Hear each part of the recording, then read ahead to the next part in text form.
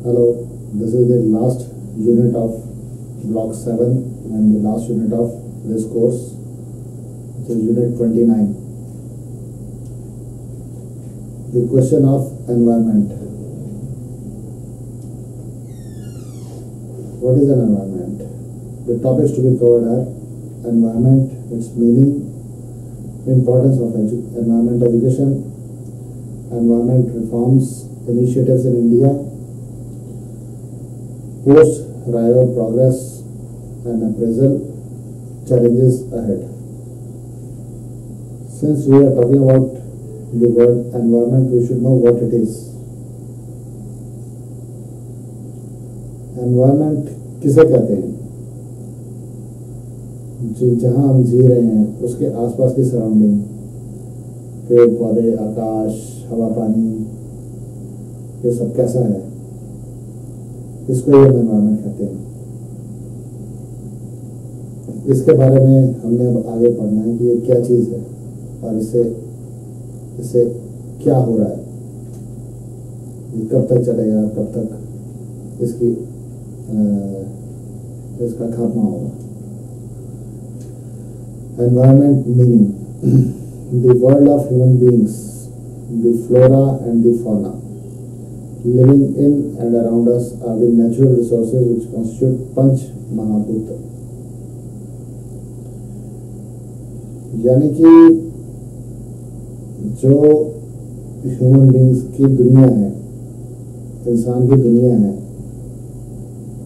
The flora and fauna living in and around us, यानी कि जो जीव जंतु हैं वो और हमारे आसपास जो हैं वो नेचुरल रिसोर्सेज हैं, जिसे कहते हैं पंच महाभूत। तो पंच महाभूत क्या है? These are the 5 elements of nature: land, water, fire, air and sky, which provide daily needs of life. मतलब ये नेचर के 5 एलिमेंट्स हैं: धरती, पानी, आग, हवा और आकाश। ये हमारे जीवन के लिए बहुत ज़रूरी है। इन 5 तत्वों के बगैर हम जी नहीं सकते। इनमें से कोई एक चीज़ भी कम हो गई तो हमारी मौत अवश्य है। The main fuel which made industrial development possible during the last couple of centuries is fossil based, and that is also the major source of pollution of water and air. कि जो ऐसा रासायनिक पदार्थ, कोई ऐसी चीज जो फ्यूल होता है, जो चलता रहा है कई सेंचुरी से, कई शताब्दी चलता रहा है, वो था फॉसिल बेस्ड।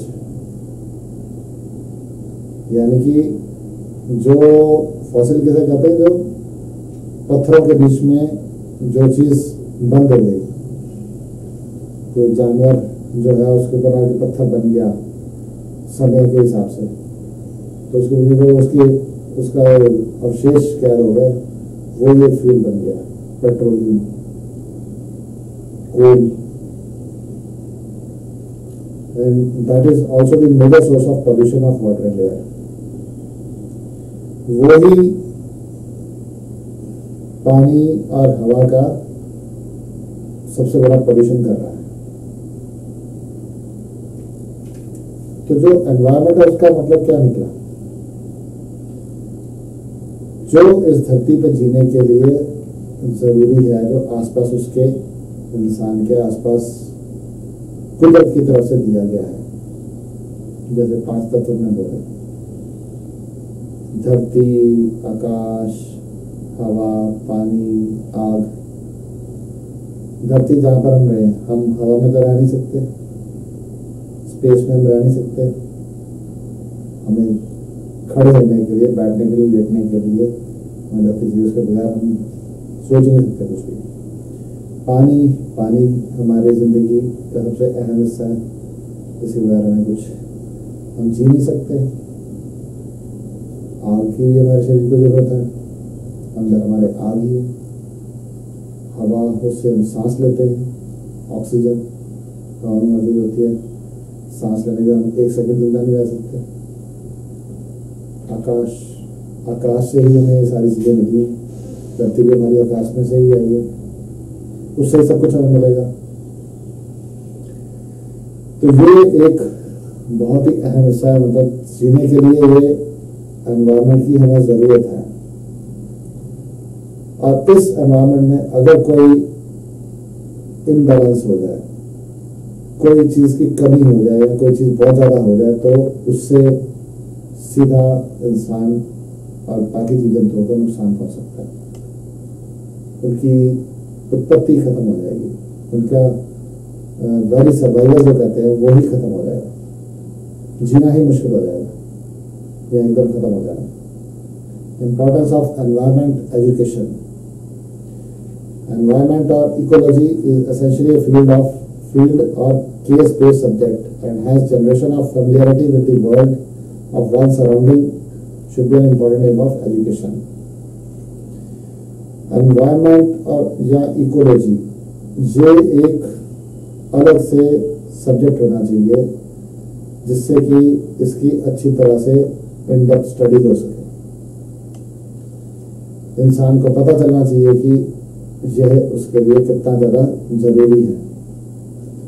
एनवायरनमेंट में क्या क्या चीज़ है उसके बारे में अच्छी तरह पता हो, उसको कैसे बचाया जा सकता है और कैसे बचा हुआ है इसके बारे में इंसान को पता हो, क्योंकि इंसान का जीना उसी पर निर्भर कर रहा है। उसके बगैर इंसान बिल्कुल नहीं जी सकता। अब यही एक एजुकेशन का एक हिस्सा होना चाहिए जो बच्चों को शुरुआत से ही पढ़ाना चाहिए। सुप्रीम कोर्ट ने इस चीज़ को ज़रूरी माना। 2004-05 में उन्होंने एक रूलिंग दी जिसमें कहा कि एजुकेशन में एनवायरनमेंट एक सब्जेक्ट होना चाहिए और ये होगा। इसलिए बच्चों को आजकल ये एनवायरनमेंट के बारे में शिक्षा दी जाती है। A true student of education needs to be an activist who is learning through doing. जो असल में जो स्टूडेंट होता है वो एक एक्टिविस्ट होना चाहिए, यानी कि वो कुछ करने के लिए करने वाला हो कुछ काम। अब हमने पढ़ तो लिया मगर उसके लिए कुछ करें ना तो क्या फायदा। कहते पेड़ पौधे लगाओ, पढ़ लिया मगर पेड़ पौधा कोई लगाया, क्या फायदा। ये पढ़ने के बाद में ज्ञान है कि हम ऐसा करेंगे।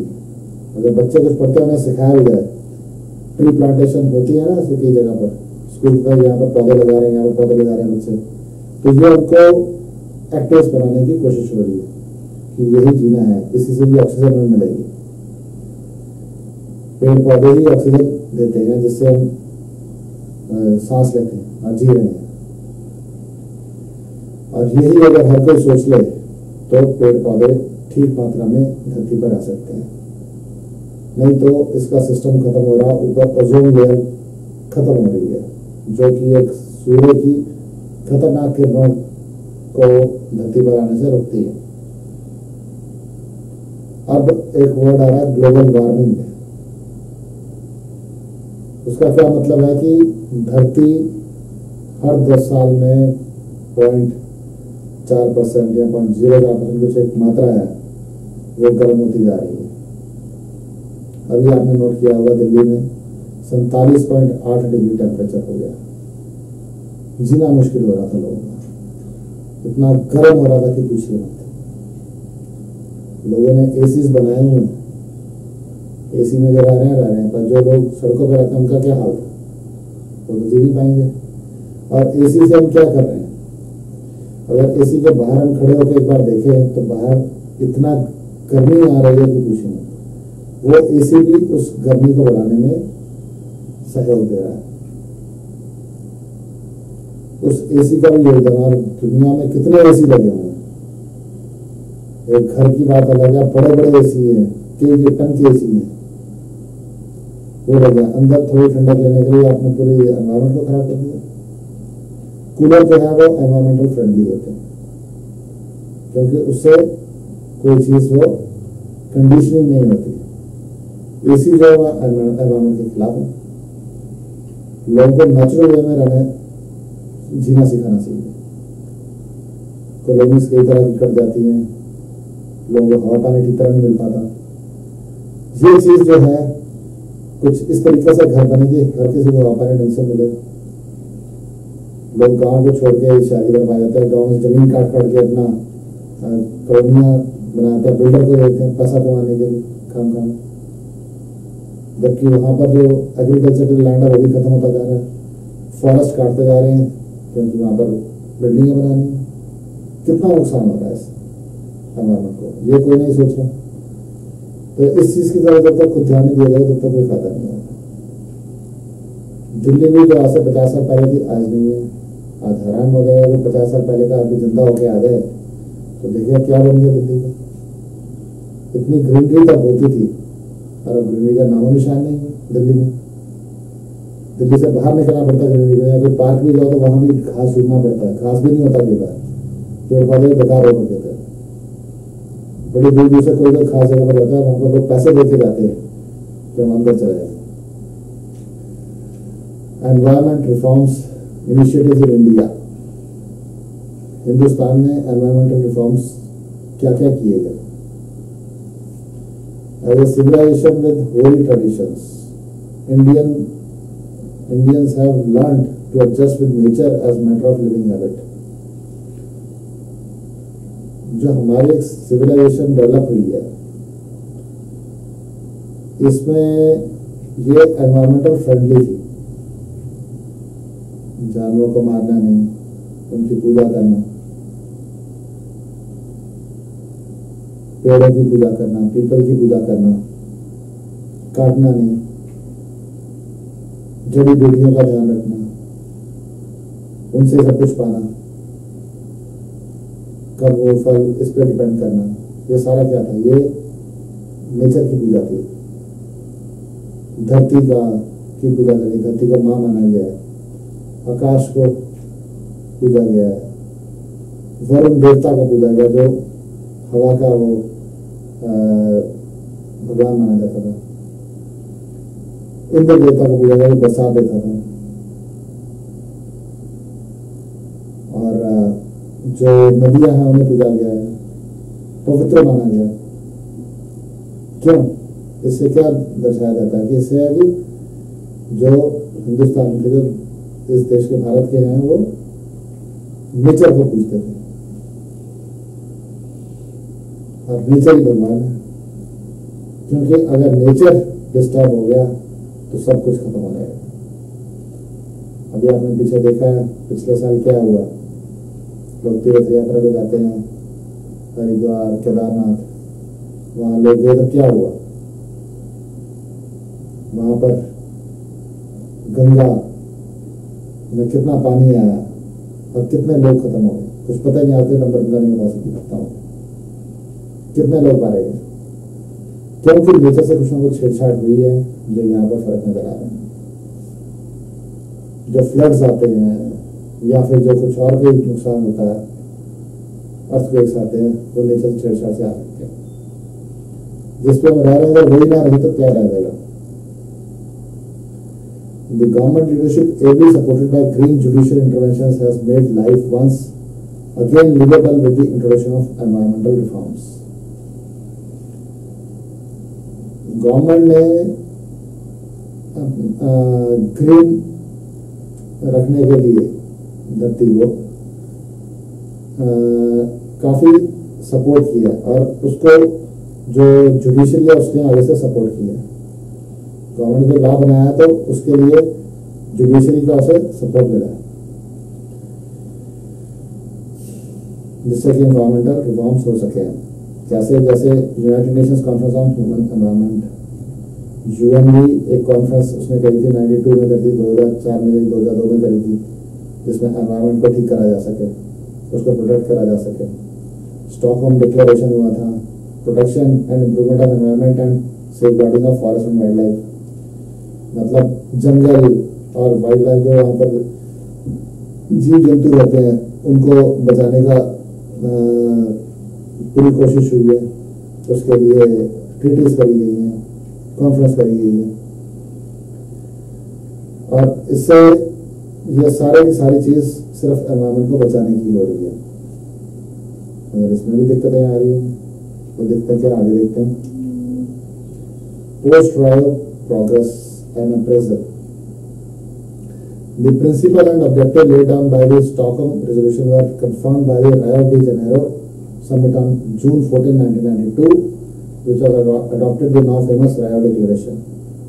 1992 में एक रेजोल्यूशन हुआ, कई कंट्रीज ने मिलकर करा था, जिसे कहते हैं रायो डी जेनेरो समिट। उसमें वर्ल्ड एनवायरनमेंट के लिए बड़ा कुछ सामने रखा गया। बड़ी इंटेंशन थी कि इस तरीके से बचाया जाए, इस तरीके से बचाया जाए, डिफॉरेस्टेशन को खत्म करा जाए, जंगल नहीं काटे जाएंगे, पानी को बचाया जाएगा, हवा के लिए देखा जाएगा, ओजोन लेयर को बचाने के लिए होगा, ताकि ये जो ग्लोबल वार्मिंग है ये ना हो पाए। जो यहाँ से पेट्रोकार्बन जो ऊपर जाते हैं, हाइड्रोफ्लोरोकार्बन्स, फ्लोरोकार्बन्स, इससे क्या होता है, उसमें ओजोन लेयर जो बनी हुई है, जो सूरज के खतरनाक करने से बचाव होता धरती का, उसके बीच में छेद हो गए, उसको बचाने का तरीका है। तो कैसे बचेगा, इसके लिए कई कुछ किया गया, भारत में भी बहुत कुछ किया गया। तो इसमें आपने देखा होगा जो गाड़ियां हैं, इसके बीच में ये जो है एनवायरमेंट बचाने के लिए इन्होंने लॉज रखे गए, euro 1, euro 2, euro 3 conditions, euro 4 conditions. इससे क्या कि एक कंडीशन आप करिए कि उसमें ये फिल्टर लगाना चाहिए जिससे कि ये ऐसे खतरनाक फ्लोरोकार्बन्स हवा में ना छोड़े जाए। पॉल्यूशन टेस्ट शुरू हो गया, उसके लिए चलान होने शुरू हो गए, गाड़ियों के चलान होने शुरू हुए, उनके पॉल्यूशन टेस्ट खतरनाक आ रहा है। तो ये एक तरीके से एनफोर्समेंट हो रही है कि एनवायरमेंट को बचाया जाए। The post-Rio program was reviewed in the World Summit on Sustainable Development held at Johannesburg in 2002. 1992 में उसको रिव्यू किया गया कि उसमें क्या क्या चीज थी, क्या क्या चीज नहीं हुई, पर ये इतना ज्यादा अभी तक कामयाब नहीं हुआ। इसे चलती जा रही है, क्यों नहीं हो पा रहा, ये देखते हैं। ये इसलिए नहीं हो पा रहा क्योंकि सबसे बड़ा फैक्टर है यूएसए और दूसरे कंट्री जो जिन्हें ड्रग्स का ट्रेड फॉरेस्ट से मिलता है, वो फॉरेस्ट को कटवा के वहां से वो अपना ड्रग का मटेरियल लेते हैं और यहाँ पर ड्रग देते हैं। 43 बिलियन डॉलर्स का ये ट्रेड कर रहे हैं यूएस कंपनीज। और वो जॉर्ज बुश ने भी साइन करने से मना कर दिया था, रायो डी जेनेरो और जो दूसरे समिट्स हैं। तो जो ऐसे जो फैक्टर्स आते हैं, जो सेल्फिश इंटरेस्ट है, वो एनवायरमेंट के लिए बड़े डेडली हो गए हैं। तो देखते हैं क्या क्या चैलेंजेस हैं। Challenges ahead. Though Western civil society and public concern have largely driven the global green agenda, governments have taken over the business in the post-Rio dynamics. हालांकि वेस्टर्न सिविल सोसाइटी ने काफी इसका ग्लोबल ग्रीन का agenda सामने लेके आए हैं, propaganda किया है, बट अब गवर्नमेंट ने इसको टेक ओवर कर लिया। उन्हें पता है कि लोग इसको अपने आप नहीं सुधार सकते, इसे गवर्नमेंट की तरफ से एनफोर्स करना पड़ेगा। जैसे यूरो 1, यूरो 2, यूरो 3 कंडीशंस आ गई थी, तो जो इसके खिलाफ जाएगा उसके खिलाफ एक्शन होगा। यहाँ पर फिर भी एनवायरमेंट को प्रोटेक्ट करने के लिए बहुत कुछ है। और जो यूरोपियन कंट्रीज है वहां पर हल्का सा कुछ होता है तो उसको बहुत बड़ा फाइन होता है। सारी दुनिया उसे बड़ा गलत नजर से देखती है, ये एनवायरमेंट खराब कर रहा है, जिन्हें घर नहीं फेंक सकते आप। वेस्ट डिस्पोजल जो होता है वो भी एनवायरमेंटल फ्रेंडली होना चाहिए, उसके लिए भी बड़ी कंडीशन है जिसको फॉलो करते हैं। और ये सारी दुनिया में एनफोर्स हो जाए ढंग से तो सारी चीज ठीक हो जाएगी। 2 major steps have already been taken by the global community to preserve and promote environmental sustainability. 2 major step लिए गए हैं ग्लोबल कम्युनिटी द्वारा एनवायरमेंटल सस्टेनेबिलिटी को प्रमोट करने के लिए। क्या है? जो ये ग्लोबल वार्मिंग है इसको रोका जाए और एनवायरमेंटल फ्रेंडली कंडीशंस लेके आई जाए, इसके लिए सोचा जाए। और भी कई मेजर्स हैं जो इसको देख सकते हैं।